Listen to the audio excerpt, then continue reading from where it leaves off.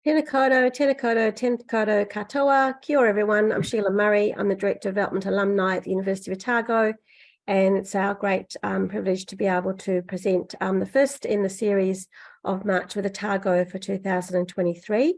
And it's wonderful that we can have Professor Rachael Taylor with us tonight. Just a couple of technical things. If you would like to ask any questions of Rachael at the end of her presentation, please use the Q&A button, which is at the bottom of your screen, and please type in your question, and then we will make sure that we get to ask Rachael of that. We are recording the session, so we will be promoting it and distributing it out afterwards via our normal communications online. So you can always listen to it again or share it with some friends. So as I said, this is the first of our 2023 series of March with Otago, and we are so excited to have Professor Rachael Taylor with us tonight. She is the Karatani Fellow in Early Childhood Obesity, and she's also head of the Department of Medicine and director of the Edgar Diabetes and Obesity Research Centre, one of the university's flagship research centres. Rachael is interested in determining how sleep, diet, and physical activity can be manipulated to favourably affect body weight throughout the life cycle, but particularly in childhood. Her work consists of observational studies and randomised control trials. Her current research includes investigating various aspects of children's lives and the impacts over time. These include researching sleep habits, how solids are introduced to babies, the importance of school play space, and how guidance on breastfeeding, sleep, food, and activity assists with development. So her title of her presentation tonight is Move, Eat, Sleep, Repeat, the Impact on Health and Wellbeing in Children. And it's over to you, Rachael. Kia ora koutou katoa, and thanks very much, Sheila, and thanks very much to Danella and her team for inviting me to talk to you guys today. So as Sheila outlined, I am really interested in how all these lifestyle behaviours, how we move, how we eat, and how we sleep, influence predominantly our body weight. I really started off as a childhood obesity researcher, but more latterly thinking a little more holistically in how they impact wider aspects of health and wellbeing in children. So you can't help, if you're a childhood obesity researcher, there's often a lot of doom and gloom around the state of the nation when it comes to obesity in both children and adults. But we actually do have some good news. Data from our before school check. So almost every child in New Zealand undergoes a check before they start school, in which they measure their height and weight as well. And in almost all and across the last 7 years, what we are seeing is declines in the prevalence of obesity. And importantly, this is happening in both sexes, all ethnic groups, all levels of deprivation, and across the urban-rural divide. And so our inequities in childhood obesity, at least at this age, are decreasing rather than increasing, as this happens much around the world. Now, when we think about body weight and the behaviours that influence that, what we tend to think of is how much we eat and how much we exercise or not, as the case may be. What we really think about is how much we sleep. And this is an area that, as a nutritionist by training, I've become increasingly interested in over the last few years. There's really strong and really consistent evidence that short sleep increases the risk of obesity in children. And I would provocatively argue is much stronger evidence than a lot of the evidence linking lots of dietary behaviours with obesity for things like fruit and vegetable intake. And yet fruit and vegetables is always a cornerstone of obesity prevention initiatives. But just because something is related to another variable isn't really strong enough evidence. When it comes to weight management, what we need to be able to show is that changing one behaviour actually influences our outcome of interest. And so a number of years ago, we were one of the first in the world to set up a sleep intervention for the purposes of obesity prevention in children. So we managed to convince 802 pregnant women in Dunedin to enter our 2-year Prevention of Overweight in Infancy, or POI study. Half of them received a fairly standard food and activity intervention for the next 2 years, sort of throughout pregnancy and until their infant was 2. And then half of them got a more novel sleep intervention. And just notice here too, the different level of contact. The sleep intervention was really brief. We got the women when they were in the latter stages of their pregnancy to come into a group session with their partner if they had one. And we really talked to them about what the next few months were going to entail, which was essentially that, yes, they were going to be extremely tired, and that getting your infant to sleep can be really hard work, but there were things that both they could do and their wider whānau could do to help make that more achievable for everyone. We then went into the homes when the babies were 3 weeks of age, individually, and we talked to the mum and other caregivers and asked how it was going, how sleep was working, had they tried this, and whether there were any sort of things that we could help with them in terms of their infant sleep. Most of those families did not see us again in an intervention sense. And we then measured the children at the age of 2, which was the end of the intervention, 5, which was the end of follow-up, and then we've just recently finished measuring them at 11 years of age. And in lots of ways, we were quite stunned at the results of this study, because we were able to show that at both the end of the intervention at 2 years of age and the end of the follow-up at 5 years of age, the children who had received that really brief sleep intervention in infancy had just half the risk of obesity at 5 as the children who had not received the sleep intervention. And these results, if you're not familiar with the obesity prevention literature, are really quite astounding, because most interventions in the weight management area, be they treatment or prevention, you can sometimes get a positive effect by the end of your intervention, but more often than not, that positive benefit diminishes once the intervention has ceased. And so it's really unusual to see this sort of pattern that you see here. This is the mean body mass index Z-score, which is how we measure weight status in children. And the blue is the sleep group, and the red is the non-sleep group. And you can see that the difference here at 2 years of age, there was a difference, but it wasn't very big. Those differences widened, not lessened, which is really pretty unusual. However, POI was predominantly undertaken in a European population, and we know that a lot of our sleep guidelines really don't fit the lived realities of many whānau. Could be whānau with bigger households who are doing shift work, who may have cultural or church responsibilities that keep the families out late at night, and so on. And so trying to achieve these guidelines for their infants and indeed children can be quite difficult. Things like baby having their own space to sleep. We work with some families in some areas that say that they've had children who have never had their own bed to sleep in. Sleep spaces should be quiet and warm. We know New Zealand has a problem with healthy housing, and so that can be a really challenging guideline to be met.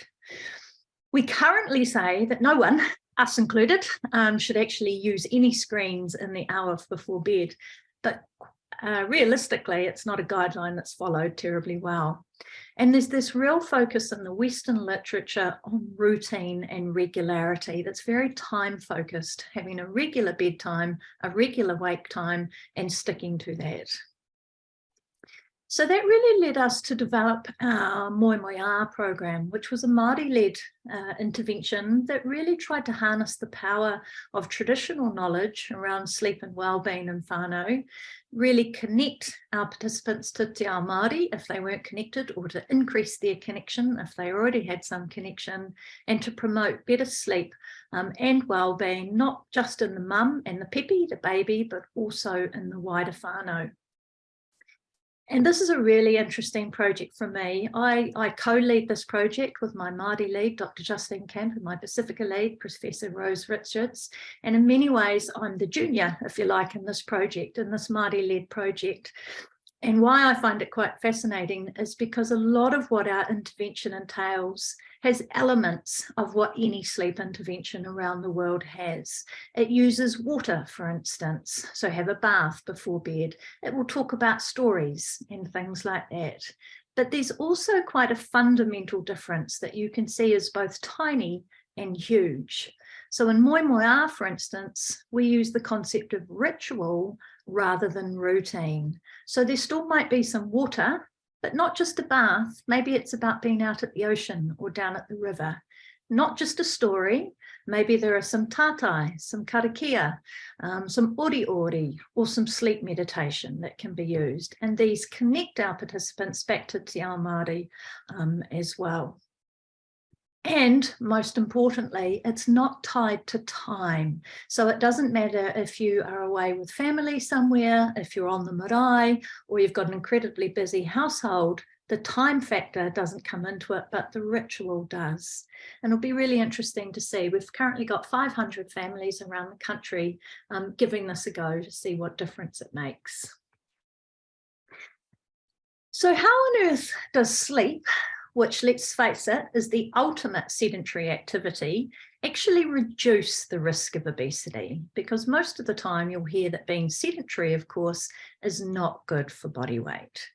And there's lots of reasons. You only need to think about it yourself when you're a bit tired. Doesn't make you less active.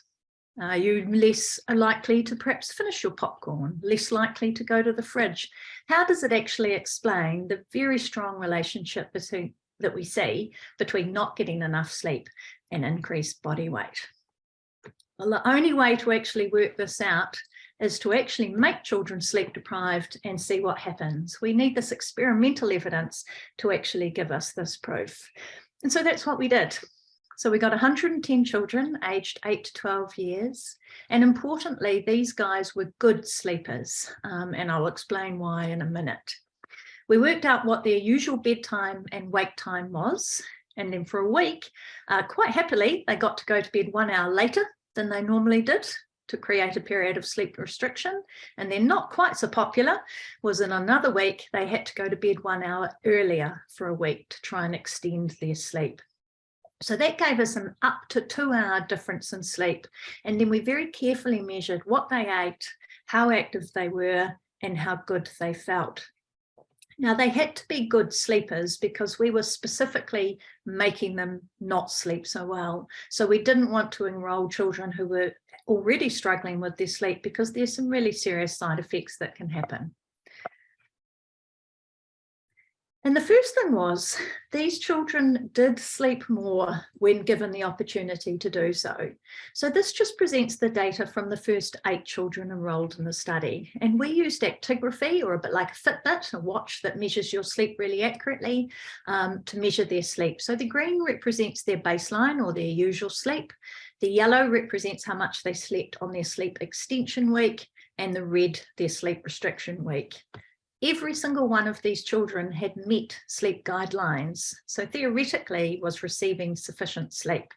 But you can see that almost all of them, with the exception of the top child there, were able to extend their sleep when they went to bed a bit earlier. And this is a really important thing about sleep guidelines. They're really based on expert opinion and what we know about how much children sleep, rather than how much sleep children need, because your sleep need is very individual. So what happens when they don't get enough sleep? Are they less active? And we were able to show that they're not. And of course, when you think about it, time happens within a constrained 24-hour window. You cannot get more time in the day. So if one activity goes down, another activity must go up to fill in that 24-hour window. So on average, these kids lost about 48 minutes of sleep per night. However, they also woke up less in the night by about 8 minutes. So in total, they gained themselves 56 minutes of time to spend somehow differently that day. Yes, they were more sedentary. They spent most of that 36 minutes being more sedentary, with an increase of 31 minutes. But they were also more, not less active, by about 25 minutes. Admittedly, most of it was fairly light activity in nature, perhaps playing and things like that, with no real difference in their levels of moderate to vigorous physical activity, but it didn't make them less active. What it did do was very much change what and how much they ate. So this is their energy intake in kilojoules in the sleep extension condition versus the sleep restriction condition, and then the mean differences we saw across these two conditions. Essentially, they ate more food, and it was all crappy food. They were not pestering mum and dad for more fruit and vegetables, dairy foods, or a variety of core foods. It was all the non-core sort of foods, your chips, biscuits, cakes, packaged food, and so on. This was a randomized controlled trial that we were used an intention to treat. So every child was included this in analysis, whether they managed to reduce their sleep or not. If you restrict it to the 2/3 of the sample that actually did manage to get a difference in their sleep of at least 30 minutes a night, you can see that all of these differences were magnified. So they ate significantly more energy when they were tired. It was not from the good core foods. It was all from the non-core foods, the ultra-processed foods, and the sugary drinks, all things that have been related to body weight in children. Why is that? Why then? That doesn't it answers that they do eat more, but it doesn't really answer why they eat more.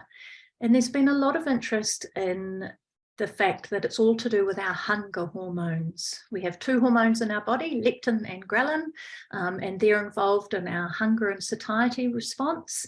And the way you need to measure that, though, of course, is to take blood tests. Children, not surprisingly, are not that keen on blood tests. So we wanted to measure whether hunger had changed in these children in a different way. So we used this experiment called the eating in the absence of hunger experiment. So the kids had been either had their sleep extended or restricted for a whole week. We get them in at the end of the week. They answered a variety of questionnaires and things like that. And then we said, hey, help yourself to dinner. We put out this buffet meal for them, and you can see that there's quite a lot of food there. That's actually about 15 megajoules. That's actually about 2 days worth of food.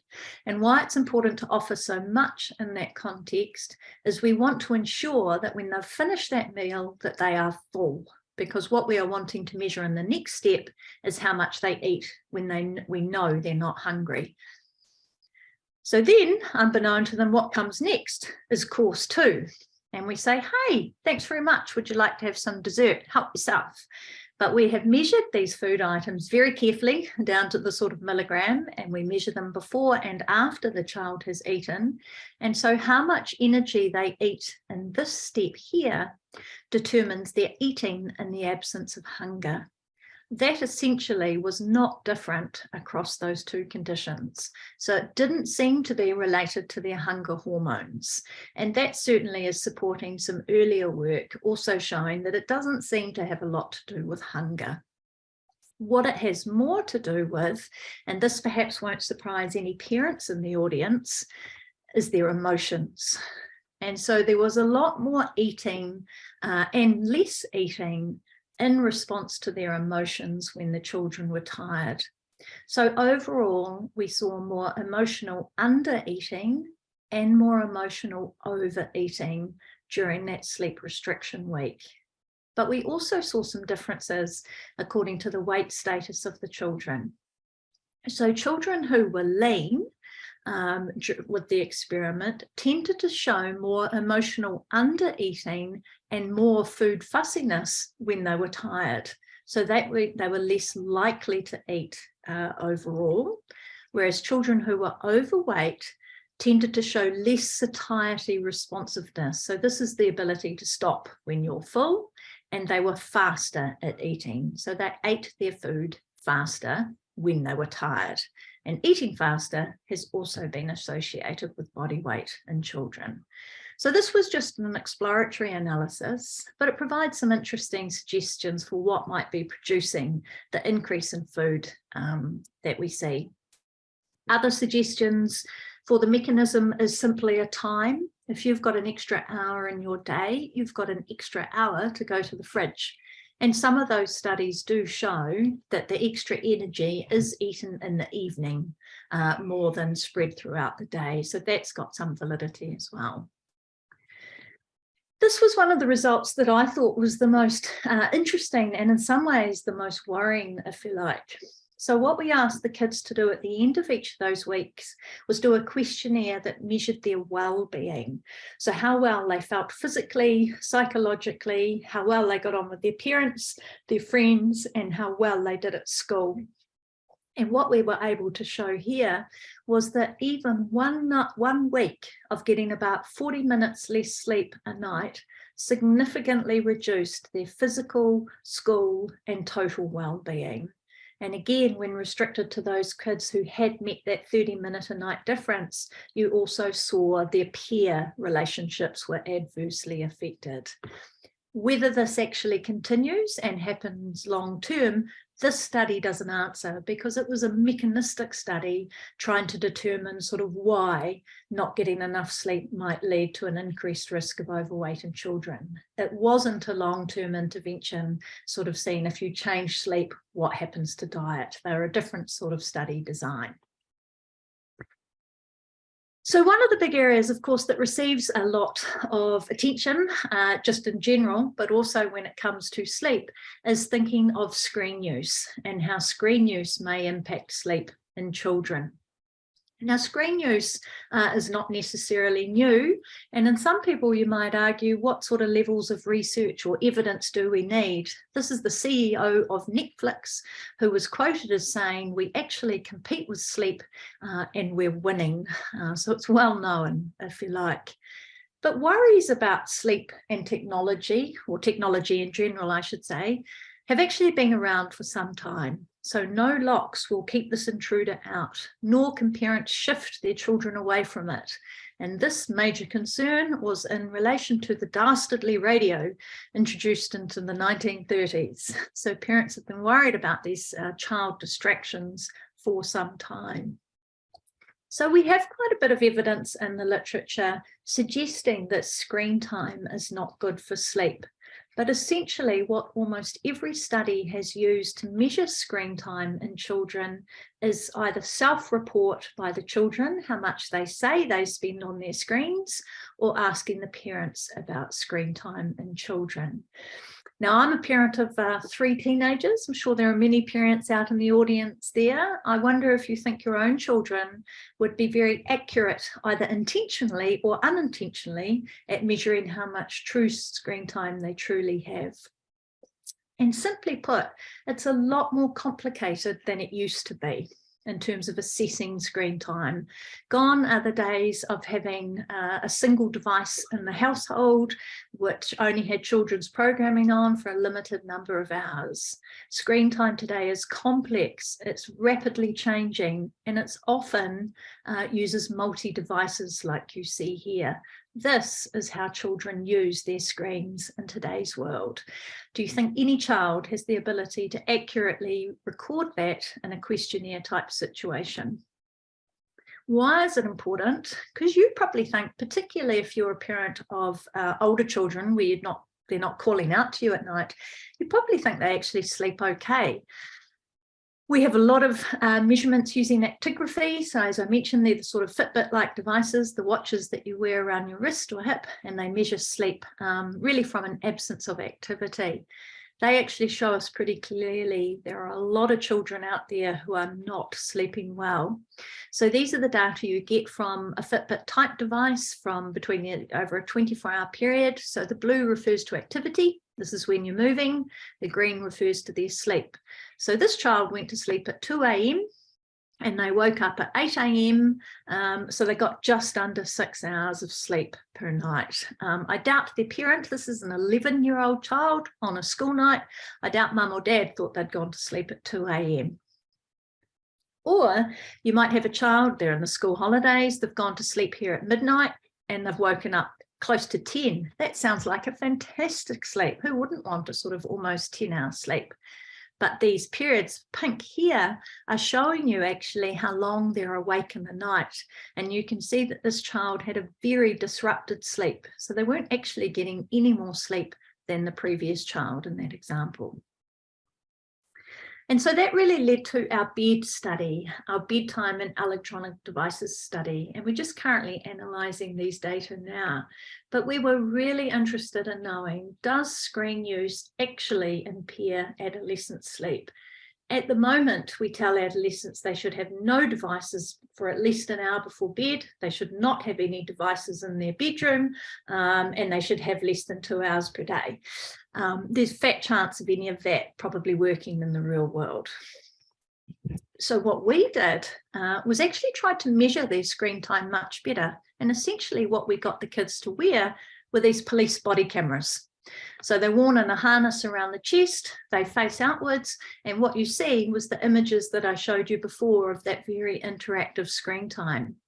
We were also interested, however, in the sneaky screen use. And so we also set up one of these infrared cameras in the child's bedroom overnight, which captured a reasonably alarming level of overnight screen use in these children, with some children having tens, if not hundreds, of notifications throughout the night. This will give us a really good measure of screen time. We measured their health and well-being, and we measured their dietary intake. And interestingly, we've also collected measures of their heart rate 24/7. So 80 kids wore these cameras for 3 hours before they went to sleep each night, and then overnight in their rooms for 4 nights over the course of the week. And so we've got repeated nights where we can see if they're doing different activities prior to bed on different days, how it impacted sleep that night. So it's a really powerful study design. Why we're interested in heart rate is partly to look at the content or the level of excitation, if you like, of the gaming. It could be that something like Snapchat is fairly benign. They often just scroll through the video, scroll through their snaps. It's not often that interactive, but maybe it is. Maybe they get a bad snap or a good snap that creates a bit of excitement. So we'll have these heart rate data to actually give us another level of information about the sort of screen time that these children are actually doing. So from the video data that I showed you, we can actually determine these 9 different activities. We can see if they're watching something, if they're multitasking, if they're just browsing, doing educational activities, gaming, social media, listening, messaging, or reading. And interestingly, we can actually tell, and when I say we, I mean Brad and Shay, 2 PhD students who have done a phenomenal amount of work to determine this, can actually discriminate between these 9 activities, even when the camera doesn't actually show the device screen that the children are using, because over time, they've learned the different hand and finger movements are very indicative of the particular program that they're using. Surely there's an easier way of getting kids to wear police body cameras, you might say. That sounds relatively invasive. You don't want dad running down the hallway to the bathroom. Sans clothing, if you like, if someone's wearing a police body camera in the house. And for those of you with an Apple device, look on your Apple. It's got a screen time app. You can see how much screen time you had each day. You can sort of see when you're having it. You can see how long you're spending on it. But we want to know about screen time just prior to bed. And so this information isn't actually available. This is proprietary data from Apple that you can't actually get hold of. So you'd be trying to estimate these sorts of things from these pretty pictures, unless you actually do research at Stanford University in the States, because they have done a deal with Apple where they've got a number of people, and every 5 seconds it takes a screenshot of your phone and shows you exactly what you're up to during the course of the day. And from that, they're actually going to be able to determine quite a lot of screen time. That sounds pretty cool, and it is pretty cool. But when it comes to teenagers, even every 5 seconds is not enough. These kids rapidly change what they're doing within that 5-second thing. And they don't just use their phones. You can see that they were often on their other devices, multitasking and so on. So this is going to be probably okay for adults, but miss a lot in the teenage sense. So what we hope bed will actually tell us is whether the different devices make an impact. Maybe phones aren't very good, but maybe watching telly before bed isn't actually too big a deal. Maybe it depends what you're doing. So maybe Snapchat's okay, but for anyone interested in gaming and The Last of Us and fighting cordyceps, maybe that and all the adrenaline that gets going is going to be bad for sleep. Maybe it doesn't matter what you're doing, but it's when that's important. And that's really tied up with the view that if you have the screen time too close to bed, it increases the blue light, it lowers your melatonin, and that delays the time, extends the time before you can actually get to sleep. We'll be able to tell that from this study, and nobody in the world's actually done this sort of thing before. So we're really hopeful it's going to give us some really useful information, both for interventions in the future and for changing sleep guidelines internationally. So how else could we improve sleep in youth? Maybe some of you use the night shift on your Apple phone, and the Android's got a similar sort of thing. That's where it supposedly sort of reduces the amount of blue light that's emitted by your device, and it should be better for your sleep. So they've done a few studies to actually look at this now. And this is an example of a group of young adults. So for a week, they did not use their phone in the hour before bed. Another week, they used their regular phone. And another week, they put the night shift on their phone. You can see that having night shift didn't affect how long it took them to get to sleep, how long they slept, or whether they woke up in the night. And actually, a couple of years ago, Apple changed their advertising, and they no longer advertise night shift as good for sleep. And I think one of the biggest, just lastly, one of the biggest areas and really exciting areas for future sleep interventions, and this will please, I think, almost every teenager out there, is talking about delayed school start times. So this has been around in the States for quite a while, but that's really because they start school dang early. So these are data now that are about 5, 6 years old, but no school in New Zealand starts before 8:30 a.m. Less than a fifth of American high schools started after 8:30 in that time. They start much, much earlier than we do. So 10% before 7:30, a third between 7:30 and 8, and about a third from 8 till 8:30. So quite a lot of work was done at the States at the time, showing that if you did delay starting school till at least 8:30, you did see an improvement in sleep, academic achievement, mental health, well-being, and a whole variety of things. Why is it important to change school start times? This is actually the best evidence we have, I think. It's all to do with biological changes that happen in older adolescents. So asking a teenager to wake up at 7 a.m. is like asking an adult to wake up at 4 a.m. I'd be very surprised if any of you, including me, could get up at 4 a.m. very happily 5 days a week and not be a grouchy pain in the butt getting out the door. And it's all to do with that biological shift in their circadian rhythms for reasons still really unknown. And sort of mid to late adolescence, they get a shift in their body clock that just means they're not tired at nighttime like younger children and adults do. They need to sleep later, which means they also need to get up later, but our social norms prevent that from actually happening. So why don't we just let teenagers start school later? There's a lot of perceived barriers. People worry about school transport, getting the rest of their whānau to school, after school jobs, before school sport, after school sport, traffic, a whole variety of things. And in the States, a lot of the resistance was really about the school transport system. So in the States, almost every child goes to school on a school bus. It's a very big part of their system. They did an economic analysis to see what would happen, what would be the cost of every school in the country delaying their school start time to 8:30 a.m. Remember, very few schools actually got to that point. What they saw was that actually it saved money within the second year of implementation to the tune of about $9 billion per year, about the same income that Major League Baseball brings into the United States. So it was a big deal. And it was only on the basis of decreased traffic accidents, which are a major side effect of young, tired adolescents, and increased academic achievement. So what people generally say is, surely if you let children go to school later, they'll just get up later, won't they? But actually, this doesn't seem to happen. This has been one of the very few benefits of COVID. A lot of schools around the world have actually changed how they deliver their curriculums in times of lockdown and so on. So this is an example from Croatia, where they had a morning school class and an afternoon school class. So if you look at their sleep duration on the right here, The children who went to afternoon school got almost 2 hours more sleep every single day than the children who went to morning school.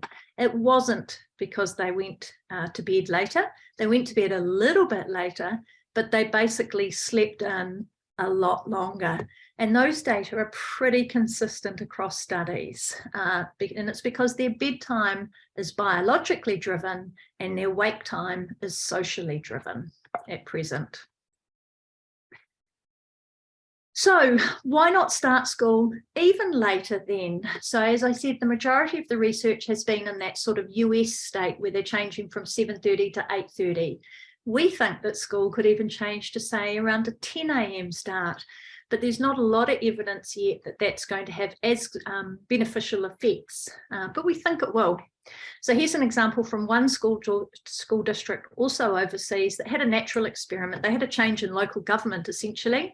So at year one, baseline school start time was 10 to 9. For various reasons, they changed it to 10 a.m. for 2 years, and then lo and behold, change of local government, they reverted back to the original. So this was the absence due to illness over that time. And you can see sharp decreases while they had the later start time, which was returning back to original once they introduced the earlier time. And the increases in academic success introduced by that delayed school start time also starting to decline over time. So we're really hoping to get this underway in New Zealand at some stage over the next couple of years. So we're currently doing a lot of talking with children, teenagers, parents, teachers, boards of trustees, principals, transport operators, sports clubs, everyone that may be potentially affected by older teenagers having a later school start time. So if anyone's interested in seeing those questionnaires, adding their points of view, please let me know afterwards. I can send you the links. What we're hoping to do is a step-wedged RCT where we convince 6 schools to actually try a change to later school start times just for their senior students for a couple of terms and actually determine the effects on health and well-being in these kids. So as a nutritionist, do I think sleep's the answer? I actually do. It certainly has a major role to play in sleep and well-being. We know lots of children are not receiving either enough sleep or enough good quality sleep. But this is sort of one of the most interesting areas, I think. So I've been working in dietary interventions for quite a long time, and there's often a lot of angst around dietary interventions with parenting, whereas parents are very receptive to interventions that might improve the sleep health of their children. I think it's got really interesting ability to potentially influence diet and physical activity in children, as well as having the multitude of other benefits that good sleep health has on mental health, well-being, academic performance, and a million other things. I'd just like to acknowledge my wonderful collaborators who have contributed in many, many ways to all those projects that I've shared with you tonight, and also our funders. Thanks so much. Right. Okay. We've got time for some questions. So we've got a couple of questions here. So Rachel, one of the questions is, do you think some of these results that you have translate into reasons for obesity in adults? Yes, a lot of the literature applies to adults as well, very much so.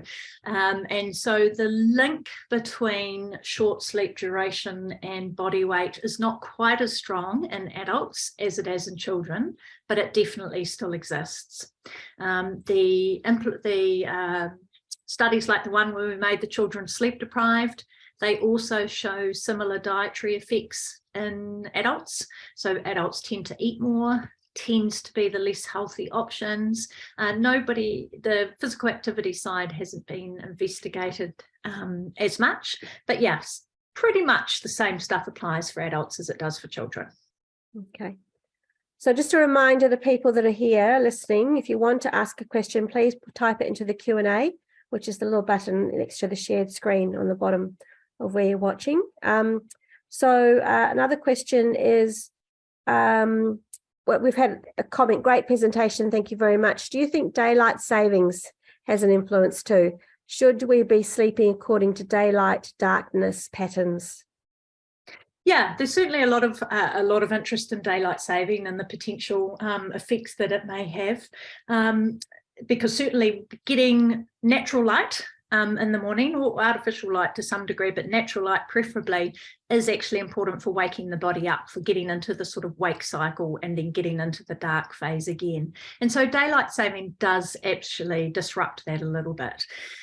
Whether it's as important, I think the way we live our lives a bit artificially in terms of the screens and the lights and all those other things have a bigger impact than daylight saving, but it's certainly a part of the puzzle as well. I know lots of parents of young children always hate the start of daylight saving. They always say it's an issue with getting their children to bed and things. That's right. It does take a while to adapt. We actually adapt to our sleep, if it works well, quite quickly. Okay. So what would be the one thing that you would suggest to parents to improve the health and well-being of their children? I think it would be sleep. I think we need to pay more attention to sleep. I think the sleep, the poor cousin really, so to speak. We think of the diet and the activity and a whole variety of other things. And yet I think any parent out there knows that if their child sleeps well, everything else sort of tends to follow, generally speaking. And you know that yourself. If you wake up having had a bad sleep, the day's pretty tough, whatever it entails. And so I think that applies to all. And so trying to create an environment that, that promotes good sleep as much as humanly possible is beneficial. Thank you. We've got a couple more questions. So there are lots and lots of students, Myriad students, who study during night hours and have less sleep. So how can this affect their health? It's what you do when you're trying to pass, or got exams, or you've got a lot of study load. Yep. So in the ideal world, what we should, depending on their uni schedule, of course, is maybe they should actually sleep in the morning. And so what happens is they might pull an all-nighter to get a particular assignment in, and then hopefully they can catch up on that sleep. However, sort of having a big difference in the amount of sleep you get between the weekends and the weekdays is actually not good for health either. It's what we call social jet lag. So when you're sort of having to catch up on your sleep in the weekends, so it's a bit of a catch-22, because if you have a bit of a sleep-deprived child or young adult, because they've been working or up for school or whatever all week, you want to let them sleep in the weekend to catch up on their sleep. But that sort of big difference in that can actually create some health effects as well. So it's a bit of a balance between trying to encourage a bit of regularity or a bit of ritual, but also letting them catch up where possible. Okay. Go on. I was just going to say, your body does basically sleep. You will sleep eventually, if you like. The sleep pressure in our body builds up, so you just have to sleep. It's a sort of biological need to sleep, so that does kick in eventually. Okay. Can you elaborate on what rituals we should or can do before sleep? One of them you said about is no screen time within at least an hour before you sleep. Is there anything else? Yep. So we know that a bath or a shower is actually good for sleep. It helps with our body temperature, which puts it in a place where it likes to go to sleep. Relaxing activities, preferably non-screen ones, although, like I say, the screen information is based on really crude data, and we're really hoping that bed study will give us much better ideas, because it could be that some screen time is fine, which is a lot more palatable to the public if they know which screen time things are good and which ones maybe not so good. So sort of quiet time, things that relax people. Some people like meditation, some people listen to a sleep story, avoiding heavy exercise, avoiding alcohol, avoiding caffeine, some of those sort of standard things. Too close to bed. Yeah. What are the effects of having daytime naps? You always talk about having a nana nap. Most sleep experts are pretty fond of naps. Most sleep experts think that naps are actually a really good thing. And when you think about it, a lot of the world lives that way. In fact, I think we actually were born sort of having quite a diurnal sleep pattern, so that we should sleep twice a day, not once a day, like we tend to in Western societies. So if you're someone who can nap and who enjoys a nap and feels good after a nap, then it would generally be recommended. They do say not longer though than about 20 minutes. Any longer than that might impact your night sleep. But if you get a good 10, 15 nana nap in, then go for it. Okay. If you have an older teenager who prefers being up all night and then wanting to sleep during the day, should you be worried? Should you be concerned? Yeah, so it's only a short phase of life, if you like. So it depends, of course, on how different children mature and things like that. But it's only really in the sort of last couple of years of school in general that this sort of thing hits, and then into sort of early adulthood. So say 16 to 22, something like that. That's pretty broad, or 25. That's where this biology seems to change. Personally, I think if they can't go to sleep at night and they have the ability to sleep in a bit the next day, then that's what they should do, because it'll probably improve their health and well-being a lot, because they will be getting sufficient sleep. If they have to get up for certain activities, like most of us do, then it is a matter of, where possible, trying to perhaps bring that sleep a little bit earlier, but within reason, because you'll know if you cannot go to sleep, you can't go to sleep. And if they biologically are designed that way, you're going to hit a brick wall. Okay. Great. All right. Well, they seem to be all of the questions that we have. Oh, no, sorry. A couple more are popping into the screen. So do you have a view on the use of melatonin to aid sleep? Yeah, well, certainly the studies, I mean, it varies a bit from person to person, like anything out there. But for some people, melatonin works well, and for others, it doesn't seem to be effective. But in general, melatonin can be a useful sleep aid for people. Okay, great. There seem to be more and more sleep aids being advertised with all the nutrition firms and things. It seems to be the thing that people are trying to take, a pill to help them sleep. Yeah.